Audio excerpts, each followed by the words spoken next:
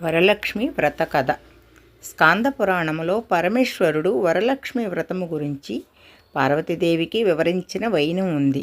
లోకంలో స్త్రీలు సకల ఐశ్వర్యాలను పుత్ర పౌత్రాదులను పొందేందుకు వీలుగా ఏదైనా వ్రతాన్ని సూచించమని పార్వతీదేవి ఆదిదేవుణ్ణి కోరుతుంది. అప్పుడు శంకరుడు గిరిజకు వరలక్ష్మి వ్రత మహత్యాన్ని వివరించాడని చెబుతారు. అదే సందర్భంలో శివుడు ఆమెకు చారుమతీదేవి వృత్తాంతాన్ని ప్రకటిస్తూ, చారుమతి ఉత్తమ ఇల్లాలుగా తన బాధ్యతలు నిర్వహిస్తూ ఉండేది. మహాలక్ష్మీదేవి పట్ల ఎంతో భక్తి శ్రద్ధలు కలిగిన చారుమతి అమ్మవారిని త్రికరణ శుద్ధిగా పూజిస్తుండేది. ఆమెకు సాక్షాత్కరిస్తుంది.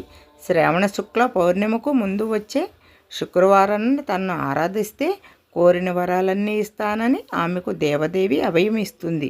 అమ్మ ఆదేశానుసారం వరలక్ష్మి వ్రతాన్ని ఆచరించి చారుమతి సమస్త సిరి సంపదల్ని అందుకుందని ఈశ్వరుడు గౌరికి విశదపరిచాడని పురాణ కథనం. దాంతో పార్వతీదేవి కూడా ఈ వ్రతాన్ని ఆచరించి వరలక్ష్మి కృపకు పాత్రురాలైందని పెద్దల మాట.